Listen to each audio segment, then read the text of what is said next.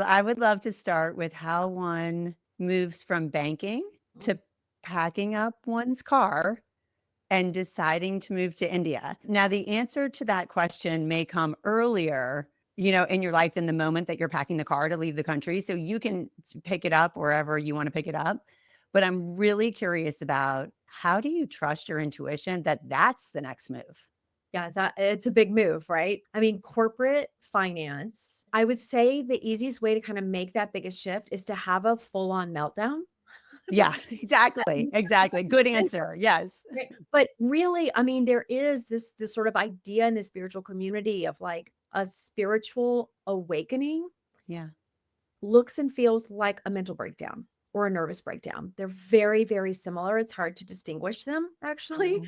Yeah. And that was what was happening. I knew I was unhappy. And I think too, there are times in our lives where everything kind of conspires to happen, right? It's Yeah. it's all sort of spinning. And there are these crossroads and these pivot points, and we get to choose what are we going to do? How are we going to shift? And everything starts slowly chipping away, or maybe it's fast, but it's like everything kind of falls away, everything shifts and changes. And then you're sitting in the place of how do I want to feel? Is it the same or not? So, banking, my life was a shambles. Outwardly successful, held it together, did not do emotions, did business, that kind of thing. Got into the yoga world to deal with all of the uprising of emotions that was happening in that male dominated world that was really tricky to navigate.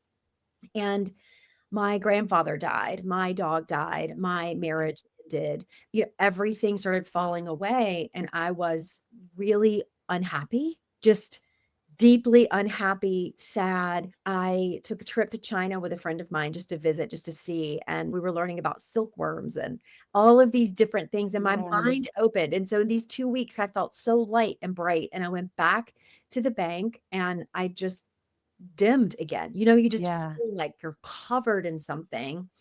And I thought, I just need to stop. I just need to go away. And I'll tell you, if you have at least one person who can hold a grounded spiritual space, not a protective friendship place, right? Yeah. But a grounded spiritual place. And that for me, luckily, was my dad.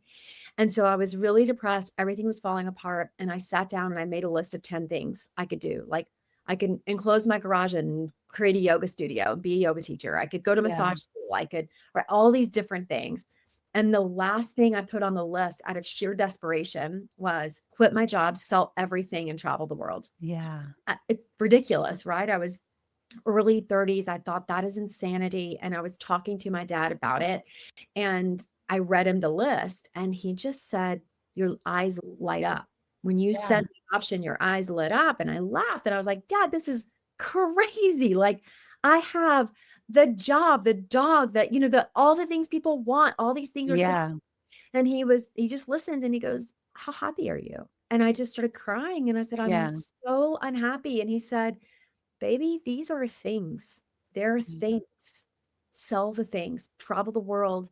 If you come back and you want the things, buy them back, get a job, buy them back. They don't matter. I mean, my mom was so upset. She was like, you travel the world with him. She had her own reactions. Yeah. It was the most beautiful space and permission. And Yeah. I literally went home, put my house on the market. It was the downturn, right? It was Yeah. 2008, 2009. And the realtor was like, it's going to take 180 days minimum to move your house. And I said, no, it's not. And he goes, yes, it is. And I said, well, I'm ready to go. So 6 days, a bidding war. Wow. I mean, it was fast and Yeah. insanely fast. I just was done. And I thought, I'll just go. And if it doesn't work, I'll come back. I'll try something different. But it Yeah. was a have to, like in the soul, I have to do something different because the other option was falling into deep, dark depression that would tend to be suicidal feeling almost. And I just was unwilling to live that way. Yeah. Yeah. Before I get into where that brought you and India and all those lessons, I just want to pause on something you said. The difference between the friend space and the spiritual, like holding the spiritual space. First of all, so beautiful that the person who did that for you is and was your father in that moment. Yeah. Amazing. I love that. So healing on like, we could do a podcast just on that. Oh, yeah. Oh, yeah. We could do a But podcast on my father. He needs his own document. yeah, yeah, it's amazing. But for people listening, thinking, Well, I wonder which friend I would talk to, or is that a friend space, or is that a, spiritual advocate, or however you would call that, kind of a guide? What is the difference between those 2 in your mind? So I'll give you an example that illustrates this beautifully. Yeah. So I have a dear friend. I think friendship is innately protective, as is mostly parenting. It's innately Yeah. protective. So if your friend or person is going to be hurt, you're like, nope, cut it off, shut it down, put boundaries up, run away, take care of Yeah. yourself. When you're spiritual, you're able to sit and hold this bigger space that allows the person to have their lessons, right? Their growth. So I had a dear friend, I still have a dear friend, and she would talk to me all the time about her relationship. Personally, as her friend, I was like, no, this guy no, absolutely Yeah. not. Cut him out. He is awful. He treats you poorly. You could just see it, like he's treating her awfully. Yeah. But I would make sure to be centered in this more spiritual place and hold the space of pure acceptance and not push her to do something she wasn't ready to do, right? Yeah. So holding that container. And so you're sort of talking to the person and allowing them to make their own choices, their own decisions. You're seeing their spirit's wisdom. You're holding the container of no judgment. Yeah. And I'll love you anyway. And do you feel like you're ready to be done with him? And she'd be like, no, okay, then keep at it. How can I support you in the space you're in? What do you need from me to be there to do that? So instead of giving opinions and judgments and berating him or her Yeah. for being in it or shaming, it was just, wow, that sounds difficult. What are you learning? How are you growing? Are you ready to do something different? It was more of holding that container. And Yeah. so when we're moving through those lessons, we have to think about, what do we need right now? Do we need to call the friend who's the ride or die that's like, give me the shovel, I'll bury the body? Yeah. Or do you better call the friend that's like, oh, let's think about what you did. Like, does that Yeah. feel good? You know what I mean? There's a difference. And how we Yeah. show up for the people in our lives, we have to think about what they're in need of in that moment. Yeah. What do you think of as spiritual? And were you spiritual at that point in your life? Like, were you using that word? Were you thinking of yourself as on a spiritual quest when you leave everything and make that big break? And just, I want to set the tone for that because I know we're already heading there in the conversation of just people who, or I don't know, people who need to hear from you how you define it, or if they're in their own mind unsure about how they define it. Yeah, I mean, I think it wasn't a term I used. I grew up in the deep South. Yeah. My grandmother was like Church of God, spoke in tongues. She would have Yeah. church. Definitely had her own gifts that I learned about much later, and Yeah. went to Baptist churches. You know what I mean? It just was like that kind of deep South, like meditation might be a sin, don't dance. That kind of like, not Yeah. that strict, but that kind of world is where I grew up. But I was always from a very young age really curious. I mean, I remember seeing a television commercial for the Book of Mormon, and I think I was like 12. And so I ordered it. It was free, right? Yeah. And my dad lost his mind, and my mom was like, she's just curious. Leave her alone. Like, she's Yeah. not going to go be Mormon. And I would read that, and I read the Bible, and I just, all these different things to kind of intake information. So there was always a curiosity there. And I think a real telltale sign is like the feeling of being different. It's not that you're not accepted, but you feel different than everybody else. You're kind of on the outside, and that's kind of a sign for a spiritual seeker. And then I knew, like, by college, I looked at the other people I was living with on a daily basis, and I just was like, I really see the world differently. And so there's this thing. And then when I got really dialed into yoga, the yoga community, that world, that's when things started opening up. I remember taking a class in chakras. And I do think when we're actually spiritually inclined, other people may see it before we see it. You know, Yes. I remember my friends who was like, "Oh, you should take this class about chakras." And I'm like, "What's a chakra? And why are you recommending weird stuff to me?" You know? Yeah. It's like they saw it. And I remember my friends at the bank were like, "Why are you in banking? You don't belong here." And I was like, "What are you saying? What do you Yeah. mean?" I think everybody sees it first. When I left for India, by that point, I knew that I was spiritually seeking something, Yes. which when we're spiritually seeking, it's actually the self, right? The capital Yeah. S, self, that big self. That's the seeking part that happens. And we all do it differently. Sometimes we seek through Yeah. spiritual things. Sometimes we seek through exercise. Sometimes we seek through friendships, relationships, jobs, works, identity. I don't think we can be human and not be a seeker unless we're really depressed. But I think spiritually something opens, and it's not necessarily, I want to learn Hindu concepts or I want to study the Kabbalah. It can just be like, I want to sit in nature and connect Yeah. to the trees and the plants. Yeah. I'm so glad you said that because I've thought that about myself in my own life. There's this term with teenagers called a glow up. Do you know this term where someone like fully changes? I know you don't have teenagers in your home right now. I don't, but Yeah. yes, no glow up for sure. Okay. So a glow up is what my teenage girls are like, oh, she had a glow up or he had a glow up if they see someone that they used to know in middle school and it's been 2 years and, whatever. So I always feel this way. I get curious, as you know, about people's paths and the big moments and healing journeys that they're on. And people will have, I think you are one of these people who have like a major, like, okay, I'm going to India. I'm making this big change. And it's a big glow up in your spiritual life. It's a evolution of consciousness. You basically up leveled your whole life. And I want you to tell us about that. But in my own life, I'm glad that you referenced that you could also just go sit in nature and seek in smaller ways. Because for me, I've always had this consistent kind of curiosity without these big glow up moments. And it's been so subtle that sometimes I've underestimated the power of that.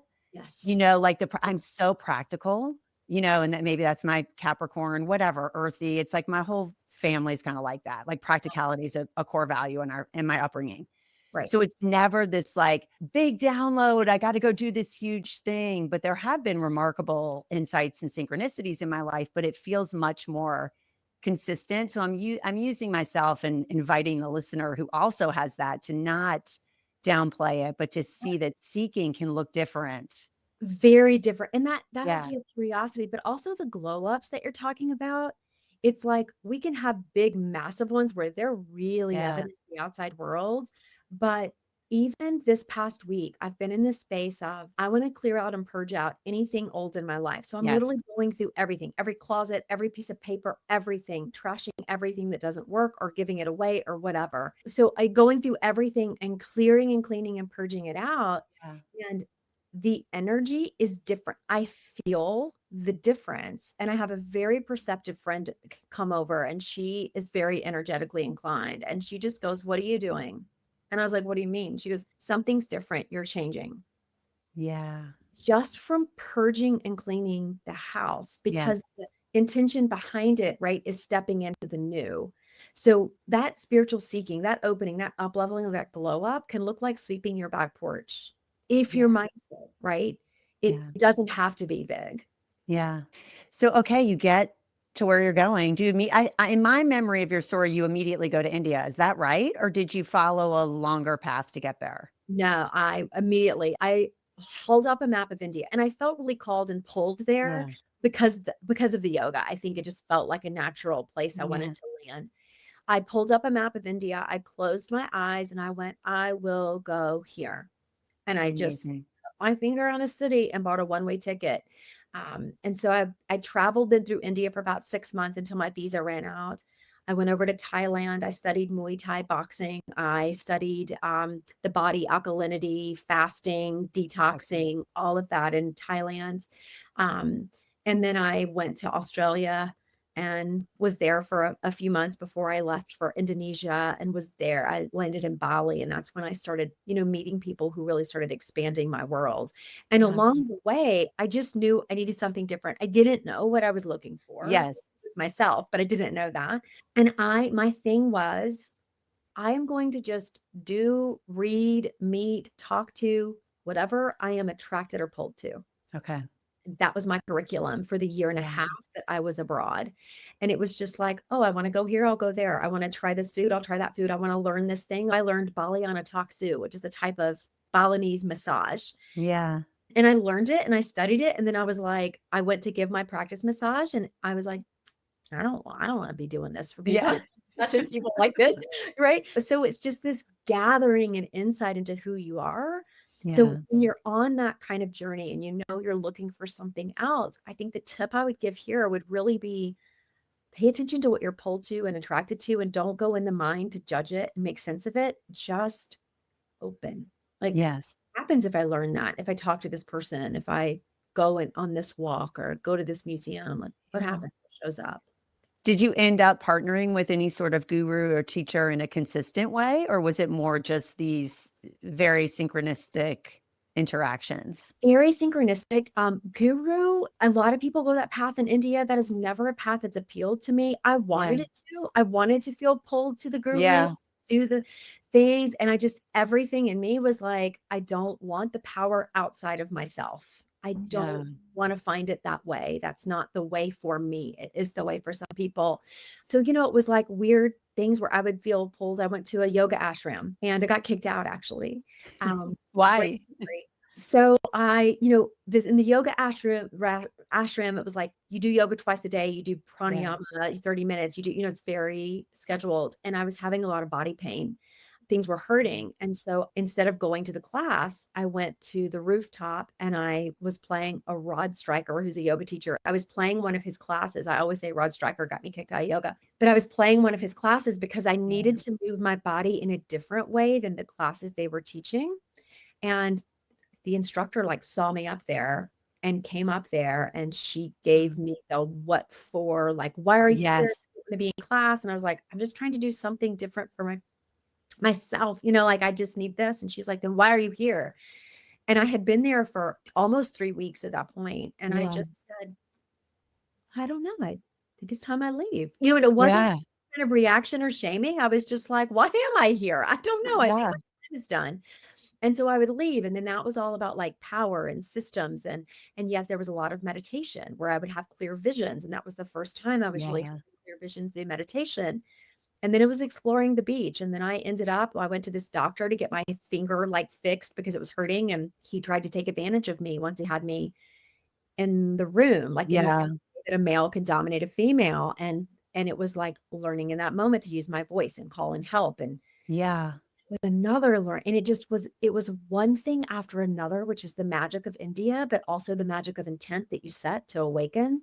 Yeah. Right? It was one thing after another where there was no planned set place to learn. It just all the teachings came. Yeah. And to be so self-referenced. It seems like we would be, but we're not. Like, to even ask, "Is this true for me?" Yes. That's a question that's way more recent for me. You know, Yeah. or the question, "What do I need right now?" It's kind of shocking when you start asking it, how many years you didn't ask it. Right? The need thing. Can we just talk about the need thing for a Yeah. moment? Because Yeah. in my own evolution, that's what I'm going through. I think a lot of us, especially in the South as women and as women in general, we learn to be people pleasers. We learn to just accommodate. And Yeah. so we backseat our own needs. And to be in this place of what do I need? And how do I ask myself what I need? That is a very recent concept. Yes. And it is like in relationship, are we trusting relationship enough where we can ask for our needs and recognize if the person does or doesn't show up, it's not about our value or worth. It's about where they Yes. sit. It's where they That alone is huge. Like, I was so invested in being low maintenance when I first got married. sit. It was like, I'm gonna be the lowest maintenance wife Boyd has ever had. Boyd has only had one wife, and we've only been married once, each of us. But it's like, it was just I was so invested in that, and that was Making it my easy. ticket to, like, making the marriage work, and I just won't speak up, and not in, like, a completely, kinda doormat way. That's not my personality, but just really accommodating is the word that you said that resonates with me. Very Yes. accommodating. Because it comes from this Yeah. quiet strength. Well, it comes from a lot of neglect and all the things in our childhood, but it comes from Yeah. this quiet strength of I'm okay being uncomfortable. I know I can handle it, but let me caretake them because I don't Yes. trust they can, right? Yes. And so when we really start advocating for our own needs, not in a pushy way, but in just this is what I need and you can serve that or you can't. What happens is we get to really see who we're aligning with, Yeah. what that looks like, and it's eye-opening and empowering. And if you want to have that kind of glow up, that Yeah. right there is the way, right? What Yes. are my needs? Am I asking for them? And am I accepting of if they can or can't? And then am I realigning myself to people who actually can meet those needs? Yeah. And so I'm having a flashback in our session when you said to me, which is something I'm still working on, which is relevant to what we just talked about. I draw the boundaries for other people. Uh-huh. And that, I don't know if you remember I session, do remember yeah, that. Just I was use like, it oh to my remember. gosh, That's so me. That's so accurate. But it was so subtle at first, and it's exactly what you're talking about, knowing where you stop and somebody else starts, and that the other person is accountable to drawing their own boundaries. And with my husband, I do it all the time where I'm like, "Oh, wait, if you're gonna be uncomfortable, I'm gonna anticipate that you're gonna be uncomfortable, and then I'll draw the boundary for you." Yep. So, and that need or desire then impacts my behavior and my choices because I'm so busy drawing the boundary for him instead of the vulnerability of what's gonna happen when I say what I need and I live through the consequence of Right. however he takes that. Right. And I think a lot of people, we also draw other people's boundaries because it's self-protecting, right? Yes. Because if someone doesn't know how to draw their own boundaries, then they can be resentful. Yeah. And then we're the recipients of that, right? When we let other people, we trust other people to know what works for them or what doesn't work for them. It's really magical what starts happening. Yes. And I learned as I was developing, I would feel because we feel everything. And I would feel like who wasn't drawing their boundaries. And it would be really uncomfortable for me. And I had this massage therapist that I love to see. And I would say, "Hey, is there any chance you can get me in the next couple of weeks?" And I would be fine if she would say no, but I can get you in 3 weeks, or I could, but she would Yeah. be, "Oh, let me look and let me see and let me," and I would get so uncomfortable with it because she wasn't drawing her boundaries. I stopped Yes. listening to her. She's an amazing Yeah.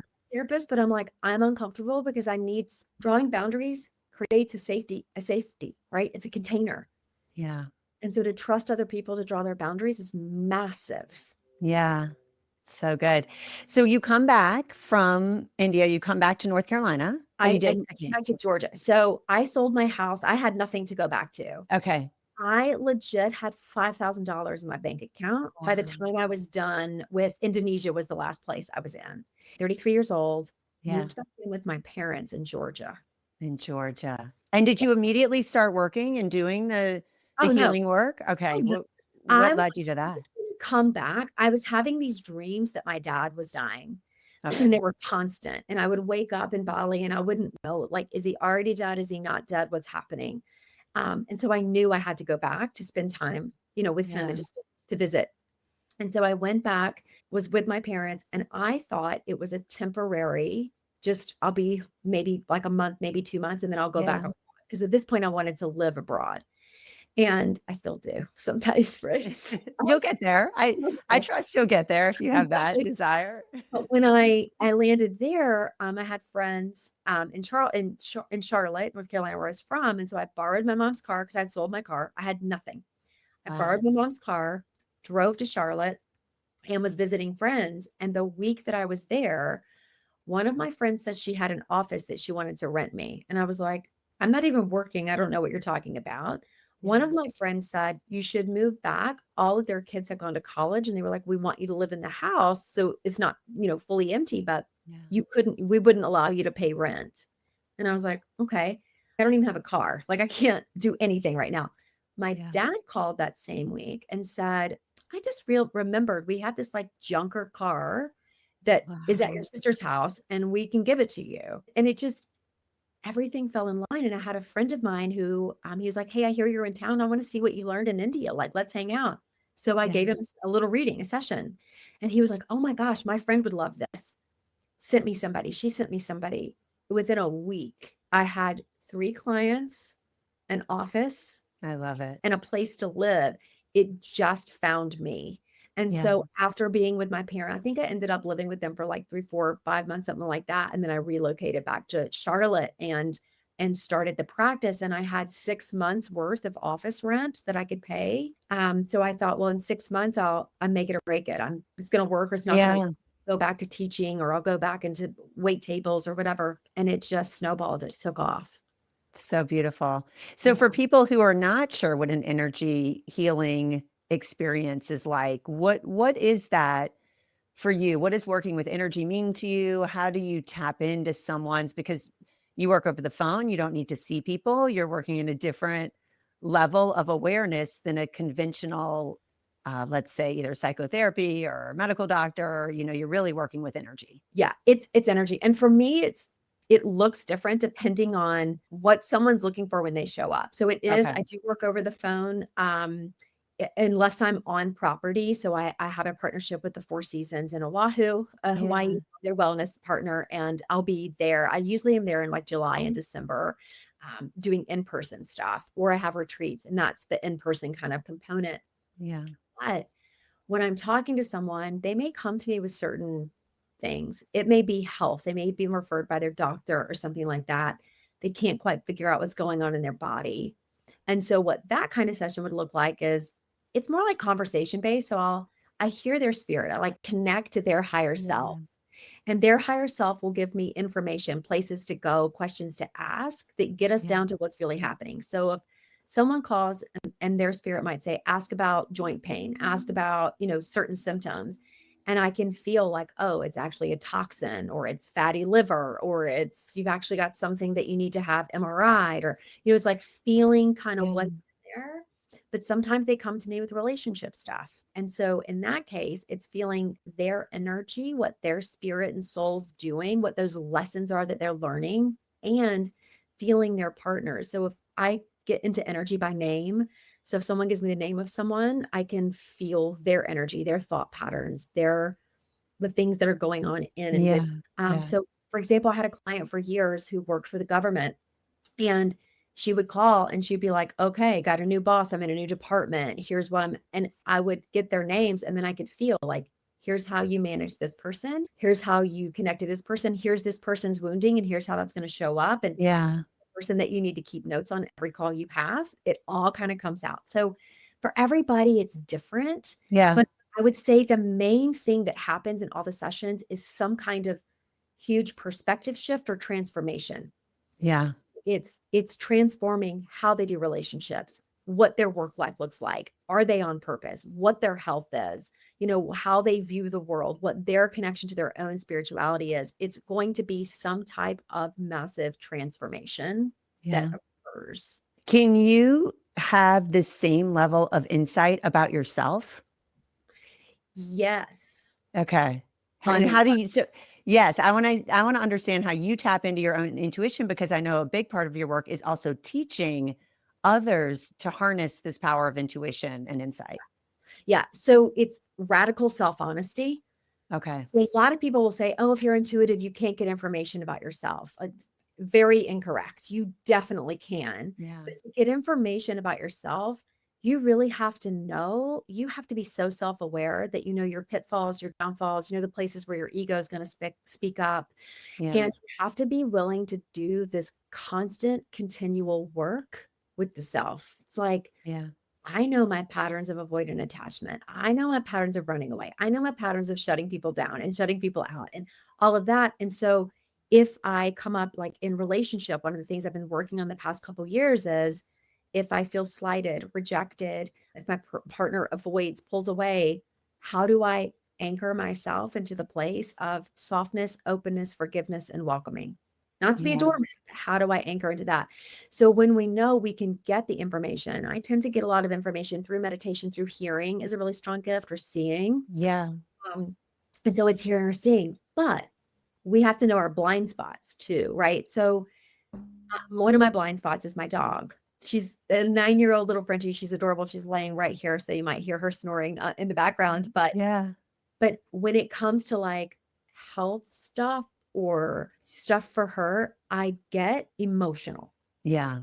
When I am in my emotion in a connection, I am not going to be accurate. That is a place where I'm going to call another intuitive or an animal communicator or something like that. Now, Yeah. there's times when I'm not emotional. Oh, it's her foot. And I can see like, oh, the bone's a little out of place. And how do we move that back? And those Yeah. things. But if we have deep emotion about something, connection, attachment to something, to an outcome, our intuition is not going to be at play because our ego is going to be grabbing on. Yeah. And Mhm. so when you started to master the way and trust, really, I think so much about healing, at least as far as the healer goes, is trusting your own abilities so that you can offer them. And then self healing, which you and I share this belief, we're all naturally wired to self heal. That's also about trust. So you get to the point where you're really mastering how your sessions work. What are some of the ways that your work has evolved over that? So do you immediately go to teaching intuition through, I mean, you start with the one-on-one practice. Mhm. And then, I've when I've tracked you along the way, it's around courses that you've offered and getting your voice out there and really empowering others. And I know now you're taking even another pivot into plant medicine, which I want to understand the difference between energy healing and healing with the help of plant medicine. So take us into that kind of path and some of the things that you teach when you are talking about intuition. Yeah. So it's an interesting path because it's like I find intuition starts with self awareness. And a Okay. lot of people will say intuition comes outside. It's a skill you can learn. And yes, it is a skill. We all have it. We are all psychic, intuitive, all the things. The more self aware we are, it naturally opens because we start to know what is us and what is not us, Yes. what our set point is. And then, oh, that's Yeah. right? So when we start to get really self-aware, intuition is going to naturally open. Yeah. So when people come to me, when I started out, I was doing a lot of mediumship, a lot of connecting to the deceased. And through that, there was a ton of healing that was happening for people. And then I realized I could see their energy, I could see their body, I could see what was holding in tight. And so I self-taught myself the energy medicine piece of like when things get stuck in the cells, when things get stuck in a psyche, when things are buried deep and you have to kind of work them out of the energy stuff. And so I was doing those side by side for a long time. I retired mostly from the mediumship piece. Now it's comes in sessions sometimes, but I don't just do those sessions Yeah. solo. And what I was finding is I was merging together all of this ability to see energy, move energy, talk about the psychological components that were happening is there were these deeper traumas that would be stuck. And so I was like, oh, well, if they can open their intuition, right, they'll know and Yeah. they'll be able to get in there. And so then it started after the first couple of years. Then I started really teaching the intuition. And again, my approach is a little different. I can teach you skill sets all day long, but Yeah. I'm going to make you look at your stuff because that's how you pop your intuition is you know who you are and then you know what you're not, right? And who you're not. Yeah. And then as I was teaching people and they would get really deep and they were having these amazing like shifts and changes, there would be these deeper places where people would be stuck. And it was like, I couldn't get down in it. You know what I mean? Like Yeah. they couldn't get down in it. Their therapist couldn't get down in it. And so I was looking, looking, looking. And then I hit my own place of health issues, like Okay. really sick for years. It took me 8 years to finally get the right diagnosis. It was mold toxicity and Lyme. Okay. And those come with a lot of trauma. They're trauma induced pieces that sit in the body. And two different doctors said to me, have you thought about trying psychedelics? And I was, I was a dare girl. I was like, never drugs. You know what I mean? Yeah, totally. And then after the second doctor said it, I was like, okay, let me just lean into that. And I started feeling the pull. And Yeah. so I searched and I found a practitioner who was doing medicine. And when I was searching for the practitioners, I was looking for psychedelic mushrooms, like someone to hold that space for me and do that journey so I could heal my gut brain connection, right? Yeah. Pieces that were out of alignment. And all the practitioners I talked to said, we don't recommend you start with mushrooms. We recommend you start with MDMA. And that really opens this like trauma space. It holds you in a space where you can process it without the heaviness that sometimes mushrooms will allow. Yeah. And so I was like, okay, then I'll start there. So I did that first journey. And this is several years back, and it changed my whole world. I understood why I was sick. I understood my family dynamics. And so it's psychic information that's coming in, but the psychedelic component allows the trauma to heal at this deep level without Yeah. without you getting stuck and mired in the emotion or the depression or the actual physical trauma of Yeah. what you may be processing. And I could see all these things shifting around ancestral lineage healing, self-awareness of past relationships, why I had done them, what I had allowed, who I had contracted with. And it's a 4 to 6 hour, journey, if you will. And when I came out of it, I remember looking at the practitioner and I was like, I'm meant to do this for other people. Oh, wow. When can I come back? Like what? Yeah. So 4 to 6 hours, that's what I'm stuck on. Do you go into a physical office and is the practitioner cueing you along 4 to 6 hours with one person one-on-one? It's a long time. It's a long Help time. us understand that. Yeah, everybody does it different. And so Yeah. with the plant medicines, the way I have done it and currently doing it, and I'm about to shift that, so we'll talk about that too, is Yeah. one-on-one because I want to get all the way down in there. Now there are groups, right? There are people who do ayahuasca, there are big groups, there are plant Yeah. groups. And when I'm working with someone, I want them to go into every piece and I want to be right there, with them. Yeah. There are practitioners who will put you in a room, lay you in a reclining chair, put headphones on, play music, give you ketamine or MDMA or mushroom or whatever plant medicine or psychedelic medicine, and just leave you be. And that may work for some people. That is not how I work. And it's not what I found to be effective. And these are like, in-person things. So the Yeah. person will come in and there'll be an intake where we're talking about what is it you're looking to heal? What is the trauma? What are the places we're looking for? And I'll look at their energy. The next day when they come back, it's the taking of the medicine. And depending on the medicine given, it can be as short as 2 to 3 hours, Okay.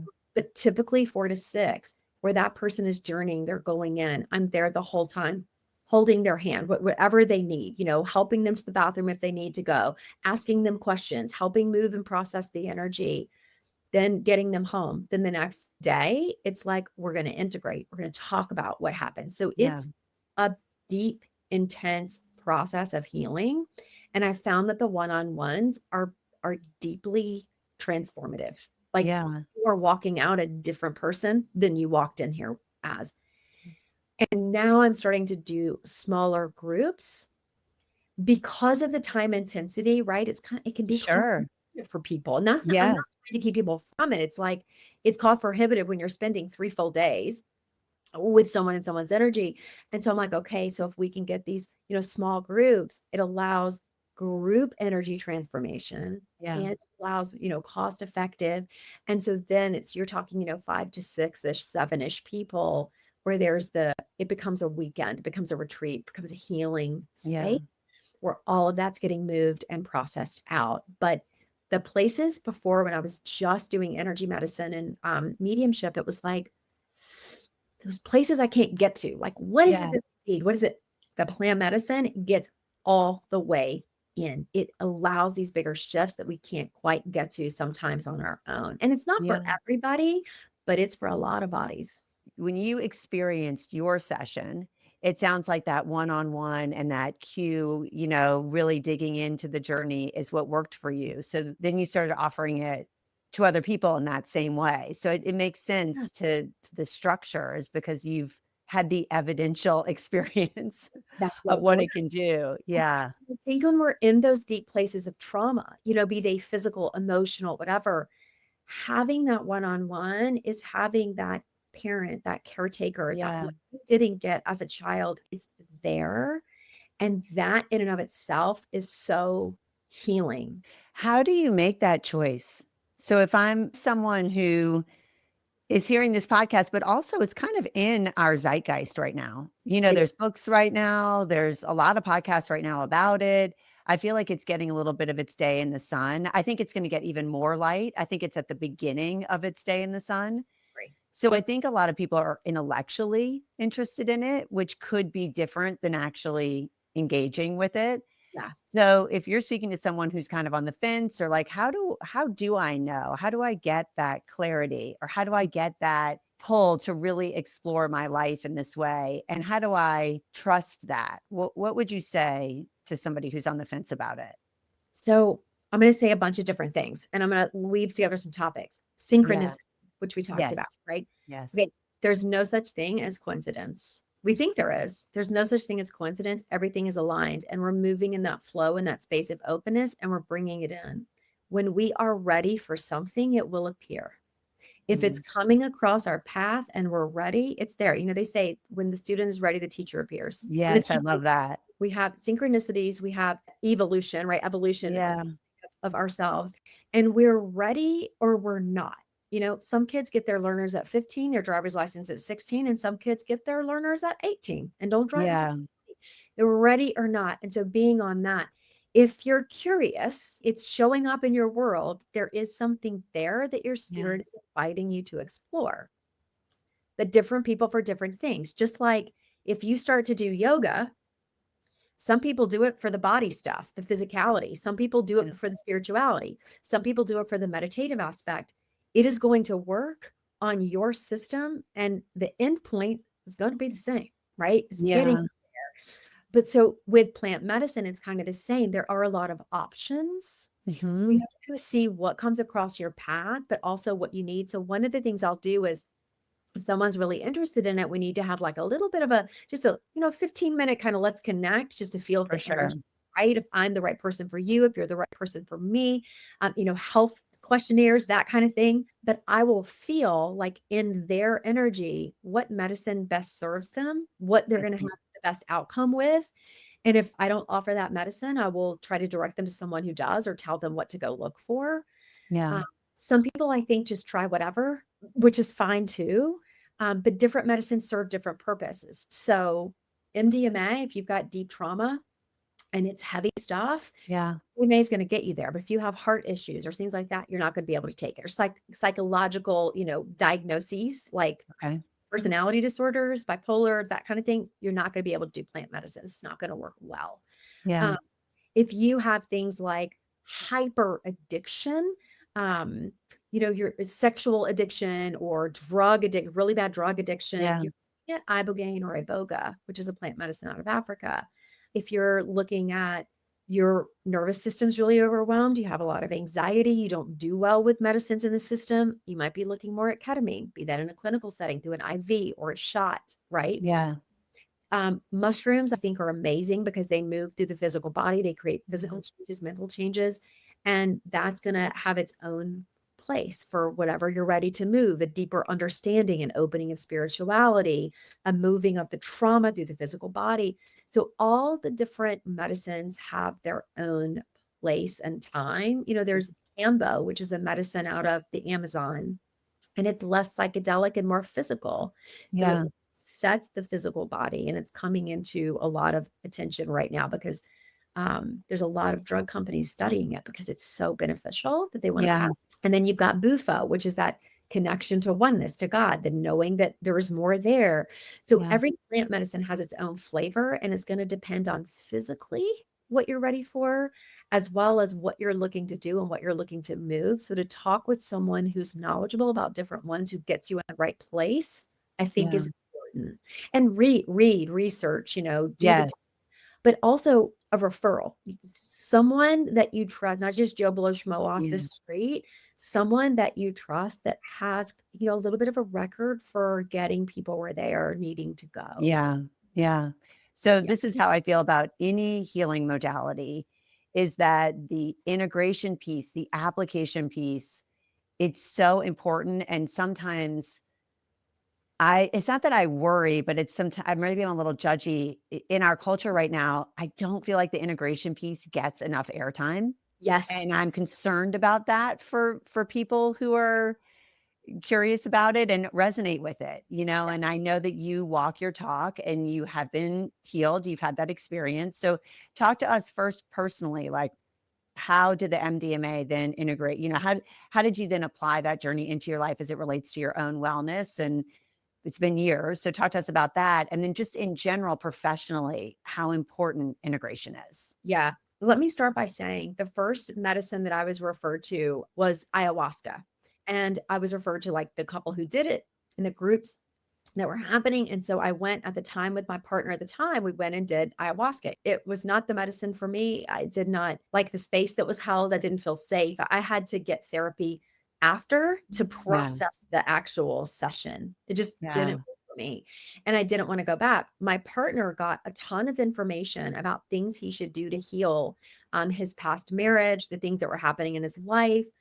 And he did none of them. Yeah. Right? And so I was like, huh, it was just interesting to watch kind of from the outside because he wanted to go back. Like every 2 months, he wanted to go back and do the group and do the medicine. He still Yeah. does it all the time. And he was chasing the high Yeah. and the heart opening and not doing the integration. And so he continued to need the medicine again and again and again and again because he wasn't integrating it. Yeah. And so to watch that was very informative to me. So after I did my session with the practitioner, the first MDMA session, I had follow-up sessions with her every 2 weeks Yeah. for the next 6 weeks because it really takes 6 weeks to integrate. They Okay. That's helpful. Yeah. It really takes 6 weeks. And they say like no big life decisions, no big changes, nothing for six Yeah. weeks while you're integrating that medicine.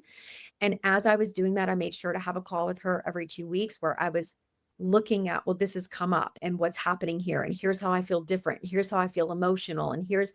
And to have her reflect back to me the changes that were happening that I might have missed because I was in the Yes. emotion of it was Yes.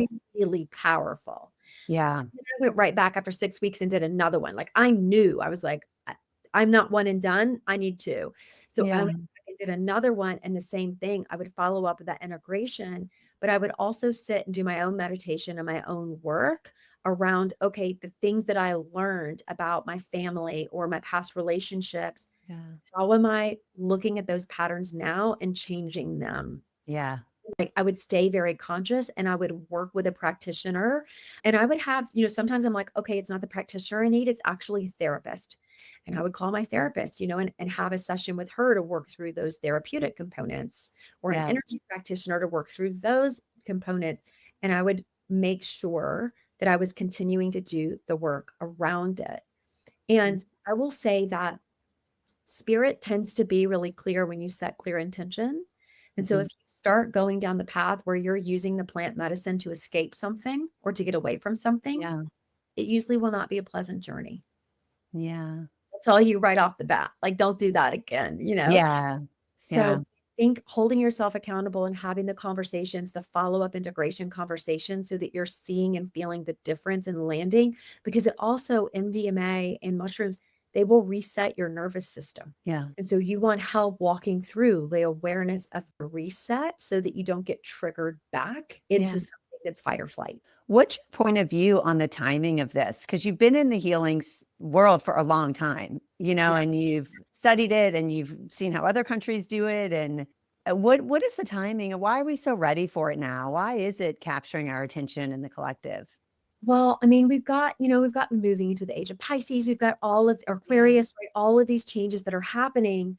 But when you look back at our ancestry, our indigenous ancestry, what's sitting there is they knew and understood these things. They knew how to use the mushrooms. They knew how to use the Yeah. substances to move out the traumas that were sitting in the body. And then for years, we demonized them and got so far away from them that we as a collective have been building up all this trauma in ourselves that is creating a ton of physical disease, misalignment, maladies, in the world. You can see it as well. And I Yeah. think there is a human collective creation of we bring in the healing when we're ready. Just like in a family lineage, families that have a ton of addiction, incest, things that can't be healed or cleaned up easily, they'll bring in healers through the lineage to start to Yeah. clean and clear that. And as the human collective, we're opening back up to other options that we have abandoned, just like our food has come full cycle, right? Yeah. We're back to organics, we're back to paying attention Yeah. to what we're putting in our body. And so we're back to that place of how do we release and clean and clear out the trauma that we have been collecting through the years that is in our way of connection to other people. Because as humans, we are born and biologically wired to connect, to experience no separation, which is what's true. Yeah. This is one thing. Think about mushrooms in general. You have they grow underground, they're Yeah. mycelium, they're all connected. Mushrooms are what the oldest thing on the planet. Yeah. They've been through all the iterations. They carry so much wisdom and they're all about connections. The mushroom teaches there is no other. There is nothing outside of you. There is Yeah. no separate from you. And so that ancient wisdom, we're ready for it. That's why there's also this looking to indigenous cultures. Where's the wisdom that we have Yes. lost along the way? Yes. I feel that so much, like going back to basics. Yes. Like, maybe that's my teaching background, but you have a teaching background too. But it's like that. I know that resonates with you. It's just like, can we get the basics from kindergarten back in the mix? Right. How do Like, we be how nice to your neighbor, hold hands when you cross the street. Yeah, let's just do that. Yes, yes. Well, I find it interesting that we're at this place in the world where economically, politically, we're looking at like the injustices of war and like, oh my gosh, how dare we be at war? Why are we at war? Why Yeah. are we fighting? And yet in your homes, in our homes, we're also at war Yes. with the people in our homes. Who are we fighting with? Our neighbors. Or internally, right? The ultimate holy war, if you will, is internal. What are Yeah. we fighting against in ourselves? So as a society where we're trying to like have peace for the world, we don't even have that internally right now. Yes. And Yeah. so we're looking for ways that are going to bring that in. Yeah. And I will say one of the amazing things about plant medicine is this deep sense of faith and peace and trust that it can leave you with, that you start to integrate and weave into your life. Yeah. How do you take care of yourself when you witness all these healings and you visit people's traumas and you hold space for people to confront um, pretty confronting stuff, you Yeah, know? How do yeah. you clear it? How do you take care of yourself? Talk to us about that There's because I think that applies for anybody regardless of if they're working as a course, healer or not. of course. There's definitely like the sort of skill set of sitting afterward and clearing the pieces of karma that are hanging around and Yeah. clearing the pieces of their energy and things that came through and doing that kind of like sweeping the house, right? It's like sweeping Yes. energy. So there's cleaning and clearing that way. But then as a healer, there's the awareness of what it takes out of the cells in the body. So there's Yeah. more minerals, more nutrients, more hormones at a younger age, Yeah. right? There's all of those things that the body uses a lot more of energetically, and the awareness of that. I prioritize spending time with friends. That is very important to me. I Yeah. love my IV drips. When I need them to get those minerals flushed in, time with my dog, time outside, Yeah. hiking, walking, like those things. So after I have a client in town and we do like our 3 days together, I am really going to take some downtime. The night after working with someone, I am going to not do a whole lot. I'm going to look like a couch potato. I am going to just Yeah. that's the cleaning and the clearing and the releasing of energy. So it's and every healer may be different. So it's knowing, as yourself, like what do you need? So if you go to a party and you're an introvert, you know you're going to need to come home and be home maybe the next day. So Yes. kind of learning like that a little bit too, like what fills you up, what feels restorative, and then how you do that.